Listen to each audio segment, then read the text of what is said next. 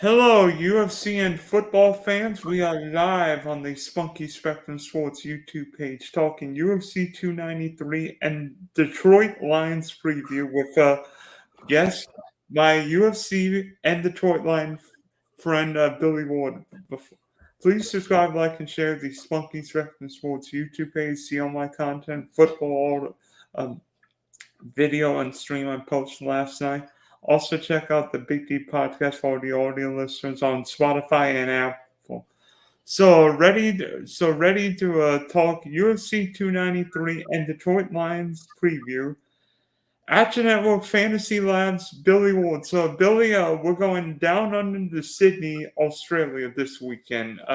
Be honest with you, looking at this card, I'm kind of a little disappointed about it, even though we do have a title fight on the line.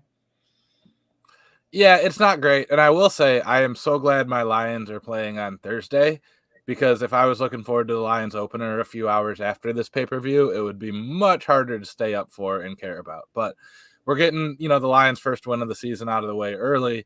Then a couple days later, we'll get to watch this pay-per-view. It wouldn't be a bad card if this were a fight night, right? Like, we'd all be pretty excited. And because it's in Australia, Israel Adesanya's drawing power there is so great that the local fans are excited. But, like, how many times have we seen Izzy in matchups like this where we don't expect it to be super competitive? I don't really see a great path for Sean Strickland here winning, other than, like, Adesanya just underestimating him or coming in a little bit unprepared. And then the other issue is that this one's too close to the last card they did in Australia. So Volkanovski's not ready to go. DDP is not ready to go for the middleweight title fight. Some of the other Australian stars aren't quite ready to get back in there after that short one, leading us to this card. But we got Tai Tuivasa. He's always fun. A lot of local talent there, which, depending on your interest level in oceanic fighters, makes this card a little bit more or less interesting. Well, speaking of the middleweight fight, and there is a middleweight title fight between Izzy Adesanya and Sean Strickland. And my first thought is, wait, didn't DDP win a middleweight eliminator in July? Yeah, and it's part of the problem. Not problem. It's just part of a function of how the UFC does things now, where they say, hey, we booked this card in Australia a year ago, right? We needed an Australian champion to headline it. Volkanovski was hurt. Volkanovski's been busy. That kind of means it has to be Adesanya. And if the guy we want to fight him isn't ready to go, we'll find somebody else. And, to Sean Strickland's credit, he's always been that guy who's around. Like, I don't know if you remember, Dylan, but he headlined the last UFC event of 2022 and the first one of 2023. Like, he's ready to fight. He doesn't cut a ton of weight since he moved up from welterweight, so he can kind of do it on short notice. He's always in great shape. His cardio is always tremendous.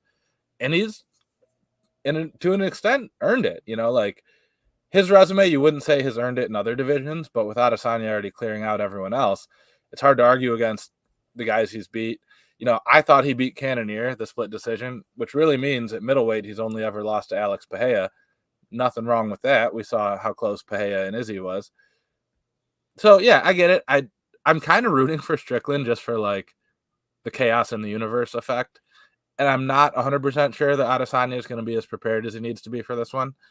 So, we always talk cash games for DFS. Just put both guys in. Strickland's the cheapest guy on the card. You kind of have to. And he has such a good striking volume, and this will probably be a striking fight. He has a pretty solid floor. But I'm going to have some strong Strickland lineups for GPPs. I'm probably going to put a tiny bet on Strickland.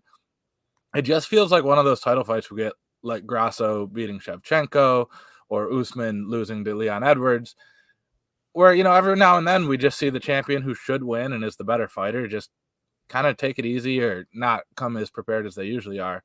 Wouldn't shock me if that's the case here. And Sean Strickland, in theory, has a really big grappling edge. We never see him do it, but if this was a straight grappling match, Sean Strickland would be like minus 2,000. So if he could get it to the ground, that'd be a big factor. Or if Israel Adesanya just gets caught slipping and, Strickland can hit him once or twice. What's different between Izzy fighting Alex Bay? Because we've seen Izzy fight Alex Bay seemingly for the last year or so, for a good chunk of their careers.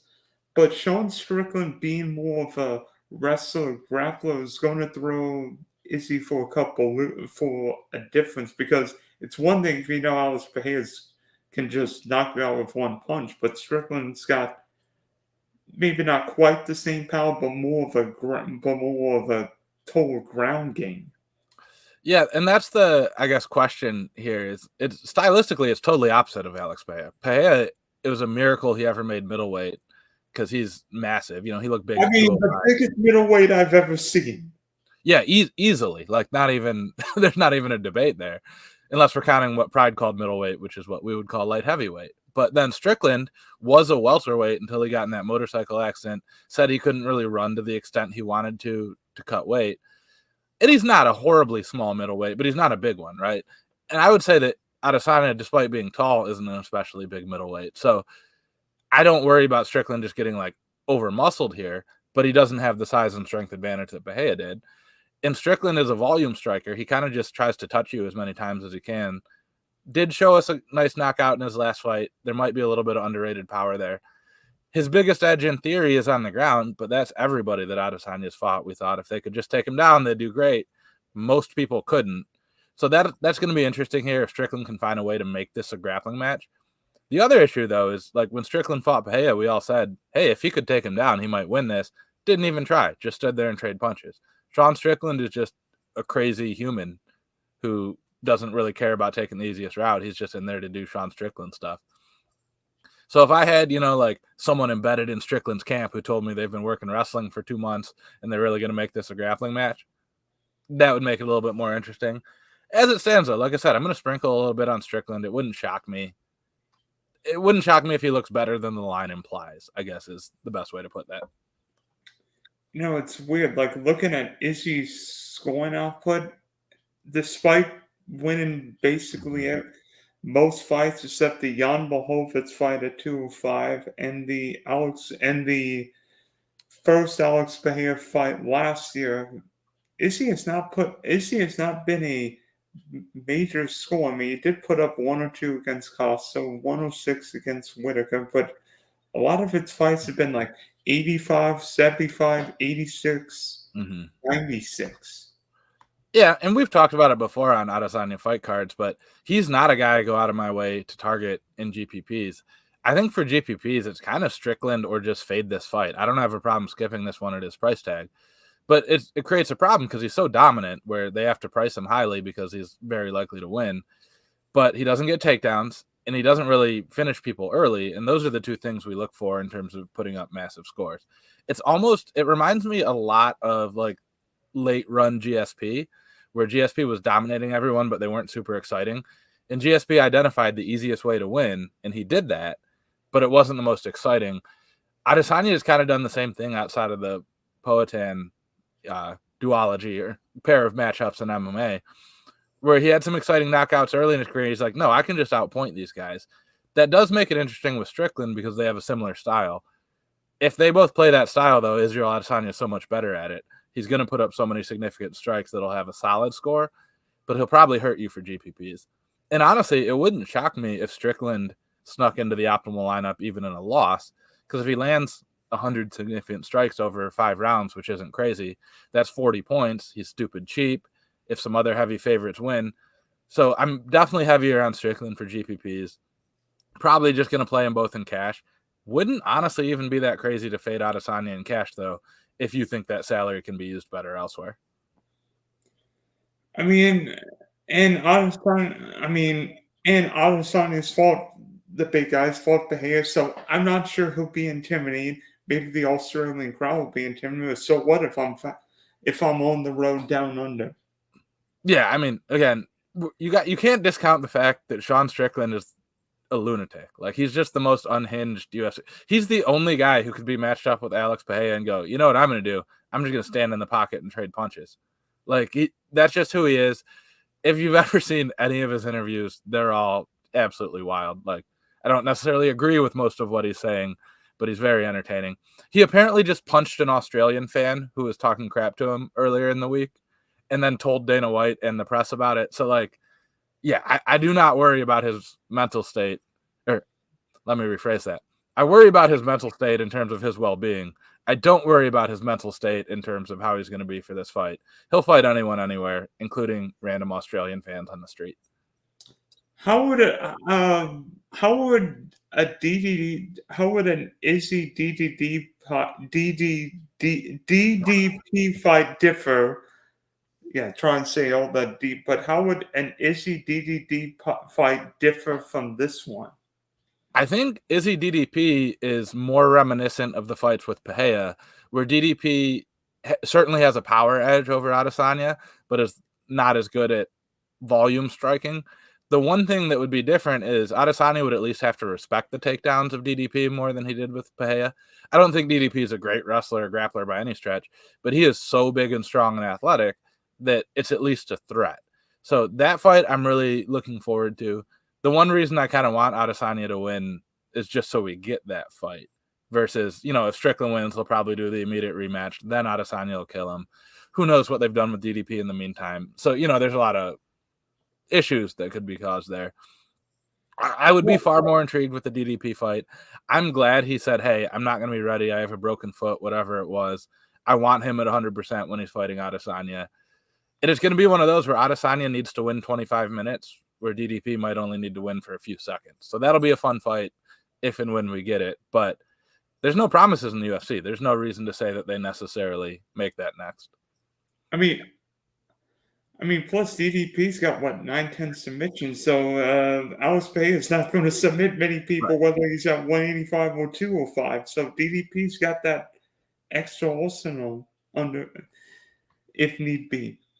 Yeah, and I think the bigger factor sometimes with that isn't so much that he's going to take him down and dominate him on the ground. It's that Adesanya has to change his game and his defense enough to respect that it opens up other things in the striking. Which is why, if I'm Sean Strickland here, get a takedown early, even if you don't finish him or don't do anything. All of a sudden, that changes the game because he has to worry about that. If I'm in there with a guy I know isn't going to try to take me down, I can stand differently. I can throw a lot more kicks than I would otherwise. That really changes the process. So, yeah, as you said, he's got enough of a submission threat in there that'd be fun. Adesanya is going to be favored. He should be favored against DDP. But I don't know. It's a fun one. Yeah, how about a -650 favorite for this one?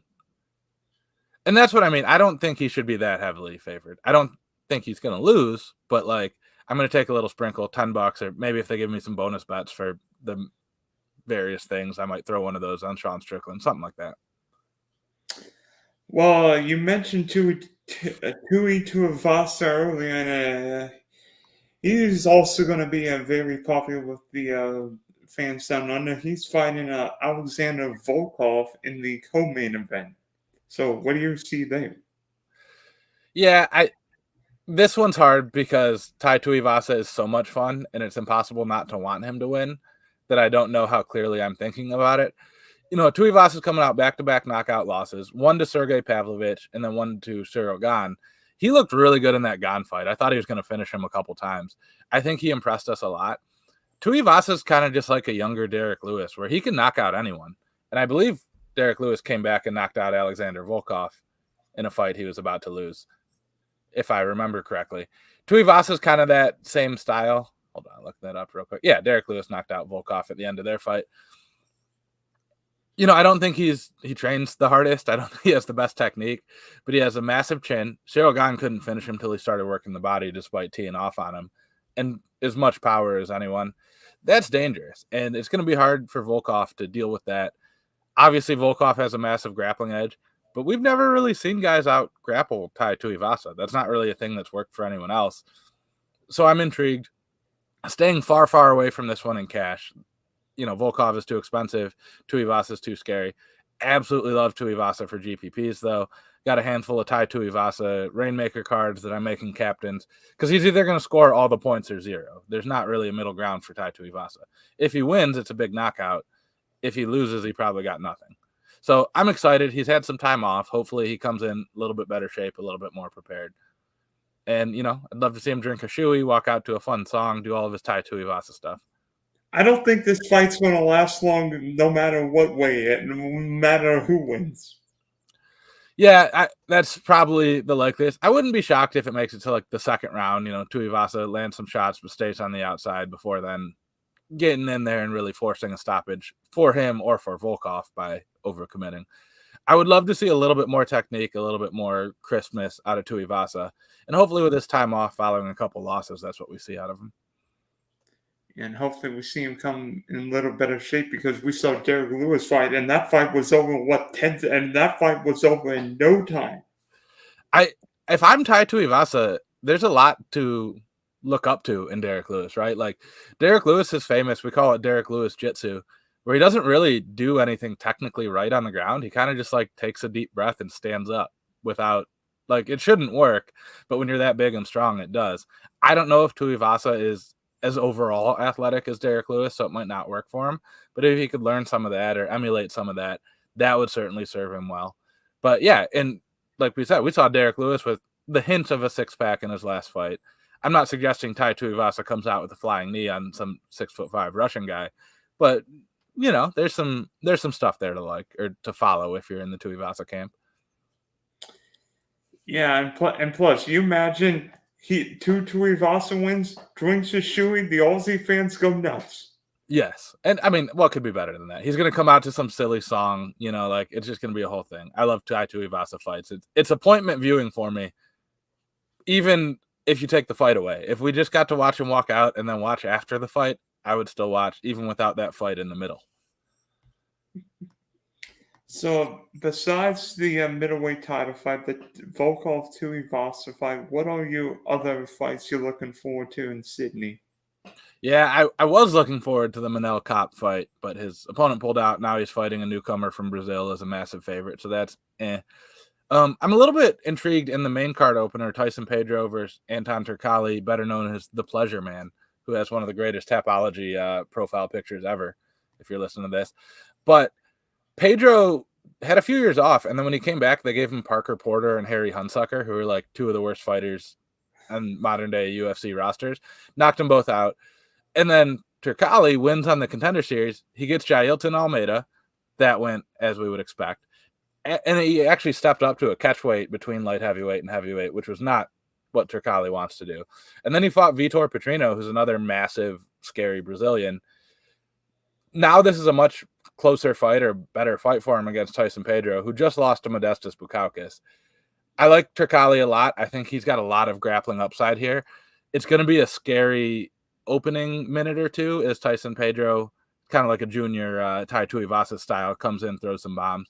Turkalj's the more technical fighter, though. Really like him for DFS, though. I think this is the 8,200, 8,000 fight. Turkalj just massive takedown upsides. Carlos Olberg versus Da Un Jung. Un Jung's kind of fell off a little bit lately. Olberg, another former kickboxer, trains with Adesanya at City Kickboxing. Massive power. I've been really impressed by him lately. I think he's kind of on the cusp of being a contender at light heavyweight, so that's fun. Jack Jenkins versus Chepe Mariscal. Mariscal beat Trevor Peek in just a wild fight 2 months ago. Jack Jenkins officially won a split decision over Jamal Emmers. Most observers would tell you that he did not win that decision. I bet Jack Jenkins. I was glad it went that way. I really like the grappling upside of Chepe Mariscal here. Mariscal. He's a judo black belt, judo background, showed some really interesting grappling against Peek, and that was fighting at 155 on short notice, where he was the much smaller fighter. He should be as big and strong, if not stronger, than Jack Jenkins. That'll be a fun one if you're, kind of a grappling nerd, because Jenkins can grapple a little bit. And then, sorry, I've gone long here, but, you asked what other fights. We got Blood Diamond making his return. I don't think he's got it as an MMA fighter, but they're really trying to make it work for him. Another guy trains at City Kickboxing from Australia, New Zealand. Big kickboxing background. Has looked horrible in the UFC. So they're giving him a 7-3 newcomer, trying to make that work. That'll be a fun one. Blood Diamond's a big underdog here. If he's going to win he's got to win this one, I think, or he gets cut, because he's 3-2 as a pro. You can't have a 3-3 guy in the UFC, But I'm intrigued, especially from a DFS standpoint, because kind of like we were saying with Tai Tuivasa, if he wins, it's probably a pretty violent, pretty fast knockout. If he loses, he's going to have 0 points. So GPP only guy for me, but interested in that. I think Radke's a little bit overrated here. It's a big cage. Blood Diamond's very athletic. Could be a fun one. Yeah, and plus, having all these fighters from down under, whether it be Australia and New Zealand, will just an Australian crowd's going to be animated and maybe a little liquored up. 100%. But we've looked into it a lot in various ways at Action Network. The big reason home field advantage is a thing in the UFC, and it's kind of the same way with team sports, for the record, is because the crowd sways the judges so much with their reactions that even if the judge is from England or Brazil or America or whatever, if every time you land a strike on me, the crowd goes crazy, it subconsciously makes the judges think those were bigger moments. And if I hit you and no one says a peep, it kind of seems like that didn't really count or didn't matter as much. My point with that is, Blood Diamond versus Charlie Radke, probably not going to go to a decision. Tai Tuivasa versus Volkov, almost certainly not going to be a decision. That matters more in fights like Jenkins versus Mariscal or Jamie Malarkey versus John McDessie, where there's enough odds that it goes to a decision that might come into play. But it's not like, traveling makes you more likely to be knocked out or anything. And a little bit of inside stuff here. Most MMA fighters are so used to traveling and staying in hotels before the fights and being somewhere else that for a lot of guys, and this was me specifically, being at home and sleeping in your own bed kind of makes things worse sometimes because it's just so different than your normal routine. And I don't know where in Australia, obviously Australia is a huge place. I don't know how many of these guys live close to Sydney and are like driving from their home to this fight versus still staying in the fight hotel. But that is a factor. Like obviously Adesanya lives in New Zealand, not Australia. So, he still have his normal routine. But if some of these guys probably live and train in Sydney, that's a little bit more. And then there's just demands of, your friends and family wanting tickets and everyone being around rather than just being in a hotel room with your team, shutting out the world. So I think that part is a little bit harder than people give it credit for. We referenced Derek Lewis earlier. I think he's like 0-6 when the UFC goes to Texas and like wins every fight that's not in Texas, it feels like. Then get him out of Texas. Yeah, but when he's in Texas, he's a popular guy. He drives a big monster truck with his face on it. Everyone knows him. There's just a lot more demands on your time and focus than when he's in, not that he was in Paris, I know. If he was in Paris and nobody knows who Derek Lewis is, he can kind of just walk around and get ready for a fight. When he's in Houston, he's got everyone bugging him. He's super popular. He's probably doing local radio interviews, all kinds of stuff. And then before we talk your lines, not this week, but next week, back in Vegas, there's a UFC Women's Featherweight Championship between Alexa Grasso and Valentina Shevchenko, rematch from a Grasso shocking Shevchenko back in March. So, what do you see happening there? Because I didn't see Shevchenko losing, but could we be seeing a new era in the women's flyweight division? I kind of hope so because there's so many fun flyweight up and comers. Aaron Blanchfield primarily, but Manat Fio, who we just saw fight last week, Blanchfield. If Tatiana Suarez stays at flyweight, which she may or may not, I don't know. That I kind of hope we just get some intrigue in the division, right? Because we've seen Shevchenko rule it with iron fist for so long. I think Shevchenko probably wins this back. I think, all of her spinning stuff, Grasso came in with a really good game plan. They drilled that. They were prepared for that. They made it work. Shevchenko is so athletic and so good at all aspects of MMA. I don't see that happening again, but it wouldn't shock me. All these long-running champions, they eventually lose it. We saw, a surprise win for Leon Edwards the first time, and then he was the better fighter the second time. We saw a somewhat surprise win for Pereira. They did an immediate rematch. Izzy showed while he was the champion. So I think it'll probably be closer than the opening lines have made it seem like it'll be. I'm excited for it. I don't have a strong take as a better DFS player yet, but as a fan, pretty excited for that fight. And that card in general, it's got Jack Della Maddalena versus Kevin Holland. Why they didn't do that in Australia, I have no idea. That's going to be an awesome fight. Super pumped for that one, too. There's some other stuff on the card. Yeah, and it's weird having a title fight, but not on a pay-per-view, though. I don't remember that happening much recently. Yeah, it's been a long time. I love it, though. I think the UFC has realized that Shevchenko at this point isn't enough of a draw to kind of run a pay-per-view herself. I'm surprised they didn't make it the co-main event here. but they're treating it as kind of like a bigger event. It's in Vegas, but it's not at the Apex. It's at an arena, and it's the UFC Noche celebration of Mexican Independence Day. So they're getting some Mexican fighters on there. Grasso's probably the biggest Mexican star now that Moreno lost his title, so it kind of made sense.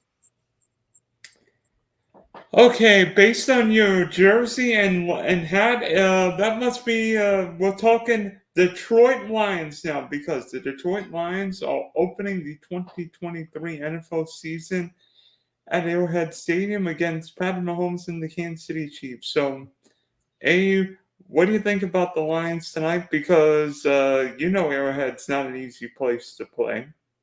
It's not, and I've engaged in a lot of ridiculous homerism both on this podcast and in other places. Talking about the Lions going 17-0, they're never going to lose a game, all that stuff.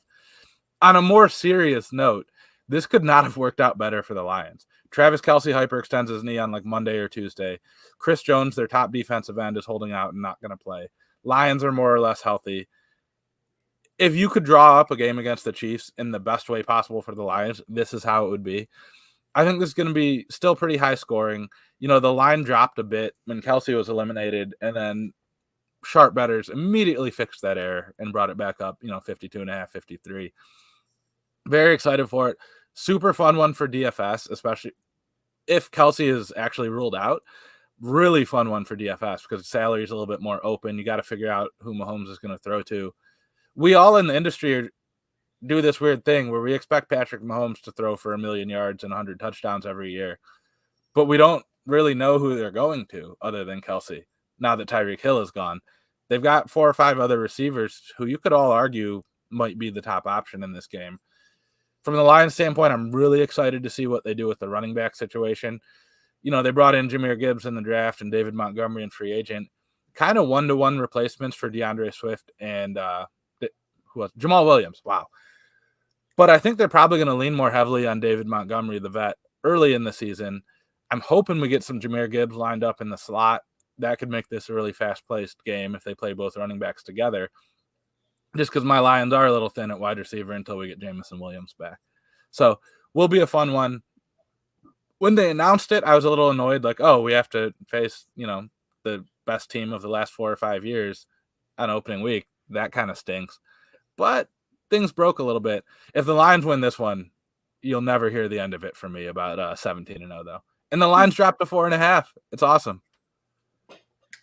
I mean, be honest with you, I'm intrigued what happens because I think the Lions' best strategy tonight, run the ball. Because guess what? If Chris Jones doesn't play, the Lions have a good offensive line. They can control the running game. I think Monty could be a younger Jamal Williams, and I'm intrigued what Jahmyr Gibbs does because unlike a lot of Alabama running backs, he doesn't have wear and tear on him. I think he can catch the ball, and with Jared Goff, put a good offensive line around him. Running backs, don't forget Amon-Ra St. Brown. That guy might have 900 targets this season. Yeah, I'm with you, and we started a new show at the Action Network, the Wednesday Happy Hour, and my colleague / supervisor Sean Kerner went on there, and he pointed out that the difference between Jared Goff when under pressure and not under pressure in terms of expected points added or EPA, I think it was like the second highest in the league last year. So Chris Jones being out is a bigger impact against a team like the Lions than it would be against teams with more mobile quarterbacks.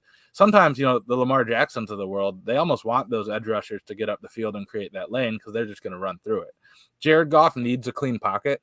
Dude is, Tom Brady with a clean pocket and Blaine Gabbert under pressure. Like, it's a huge drop-off for Jared Goff. Obviously, every quarterback likes a clean pocket, but he needs one. So that's a big one. I think Jones being out isn't a huge impact in the running game. He's a classic, sprint upfield, get to the quarterback guy. Sometimes those guys actually are harmful in run defense because they do create that lane to be exploited, especially draws and plays like that. I don't know his game, well enough to know what his PFF grade is in run defense versus pass or anything like that. The Lions are going to have to throw the ball here, though. Like, you got to keep up with Mahomes and the Chiefs somehow.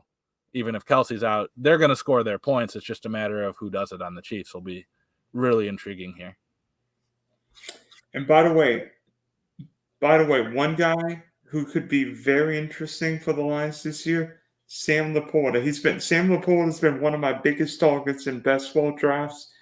I think Sam Laporta could have a big year. It's funny I say rookie tight ends, but Yeah, I was just gonna say I hear you, and you might be right. I don't think you're gonna be right in week one. I think that's gonna take some time to develop a little bit. Historically, the rule's always been like tight ends don't break out until year 2 or year 3. Like, I don't think Travis Kelce even started as a rookie. That's how obviously things have changed a little bit, but we've still seen that. Like, we're still waiting on Kyle Pitts' breakout, and he was the most hyped tight end prospect ever. well, TJ yeah. But now Hawkinson. look at his quarterback. Look at his quarterback. Desmond Ritter couldn't. I don't think Desmond Ritter. I mean, plus he went to the wrong offense because Arthur Smith runs the ball. Yeah, I mean, there's a lot of factors. I'm not blaming Kyle Pitts in any stretch here. It's just tight end is the hardest from what I hear. I'm not, like an X's and O's guy to that extent. It's so hard to learn because you're basically an offensive lineman and a wide receiver. So you have to learn blocking schemes and how to do that before they trust you on the field. But then you also need to learn all the routes and all the timing of a wide receiver and how to get on the same page as your quarterback. So it's going to be tough. I think Laporta, I'm cautiously optimistic on his stats. I think he might be a steal by week 12, in Dynasty or Best Ball or any of those things. Not super excited about him early in the season just because you got to get that timing down with your quarterback. These guys didn't play a ton in preseason, which could be an issue. I think it's going to be the Amon-Ra St. Brown show. We've taken our turn with Marvin Jones this year, who we keep passing back and forth to your Jaguars. I think he'll be an underrated factor just because he's a veteran. I think he was still here when Goff got here, so they've got a little bit of chemistry. I think those guys are going to be bigger early in the season, but I'm with you on Laporta eventually. I'm just not with you on him now. I mean, the fact that the Lions are actually playing a season opener and actually look like a potentially NFC North favorite this year. I mean, you should be glad you're not in the AFC North or the AFC East, right? What do you mean potential NFC North favorite? Oh, They're the odds-on favorite. They should be the Super Bowl favorites right now, Dylan. I'm not hearing this. Wait a minute. Was San Francisco and Philly? Yeah, those teams don't have what we have here in Detroit. They don't have Dan Campbell biting kneecaps. Yeah, I've never seen an eagle bite a kneecap. So no, I'm with you. It's an exciting time. So quick story. The last time I was this excited for a Lions season opener, I remember it was 5 years ago because I have a picture with my, at the time, infant daughter. Well, not infant. She was like 7 months old at the time, holding her and all of our, I got our baby Lions gear and all this. Playing the Jets, Monday Night Football, right? Lions in primetime week 1. This is great. Kickoff to the Jets. I think that was, who was their quarterback who turned out horrible that they drafted? That doesn't even narrow it down. Sam Darnold, yeah. Sam Darnold throws a pick 6, like 3 plays in. Lions are up 7-0, getting the ball back. This is still the Stafford era, like forward down the field. Let's go. And then we lost like 35-10 or something. So I don't think that's going to happen this time. That was the beginning of the Matt Patricia era. Think it should be better here this time around. But yeah, very exciting time. I'm 33 years old. They've had 1 playoff win in my lifetime. Never played a home playoff game. I'm excited.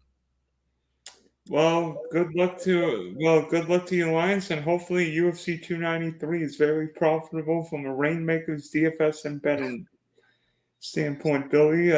We wish you the best, and thanks for hopping on.